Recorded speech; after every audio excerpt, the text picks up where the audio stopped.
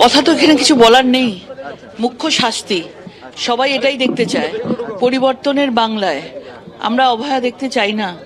আমরা দেখতে চাই যারা যারা আছে তারা শাস্তি পাক। অলরেডি 3 জন অ্যারেস্ট হয়েছে, আরো একজন অ্যারেস্ট নিশ্চয়ই হবে। আজকে মুখ্যমন্ত্রী আসছেন, পুরোপুরি এক্সট্রিম শাস্তি হবে, এটুকু বলতে পারি, এইটুকু আশ্বাস দিতে পারি। আমরা মায়ের কাছে যাচ্ছি একবার দেখা করতে। ওরা খুব খুশি, হ্যাপি আছে। খুশি তো বলবো না, শান্তি পেয়েছে। সরকারের ভূমিকা নিয়ে খুব শান্তি পেয়েছে। আমরা কথা বলছিলাম, দেখো এই মুহূর্তে আমরা দেখতে পাচ্ছি যে এই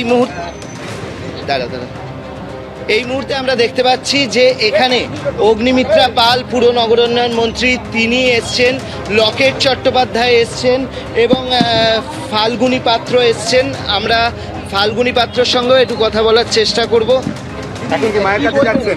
কথা হলো, এখন কি মায়ের কাছে যাচ্ছেন? আমরা মায়ের কাছে যাচ্ছি এবং বাবা আশাবাদী। তিনি বলছেন বারবার সরকার, মুখ্যমন্ত্রী আমাদের সাথে যোগাযোগ রেখেছেন, আমরাও এসছি। দোষী ধরা পড়েছে এবং তদন্ত চলছে, সিট গঠন হয়েছে।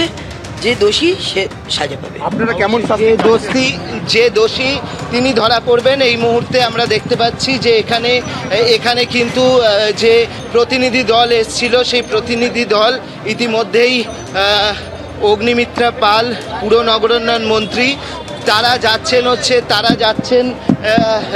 যাচ্ছেন হচ্ছে প্রথমে বাবার কাছে এসেছিলেন, তারপরে তারা যাবেন হচ্ছে তার মায়ের কাছে যাবেন। এবং সেই কারণে এই মুহূর্তে যেরকমভাবে দেখতে পাচ্ছি যে পুর নগরোন্নয়ন মন্ত্রী এবং তার সঙ্গে লকেট চট্টোপাধ্যায়, তার পাশাপাশি হচ্ছে ফাল্গুনী পাত্র, বিজেপির যে প্রতিনিধি দল সেই প্রতিনিধি দল এসছে।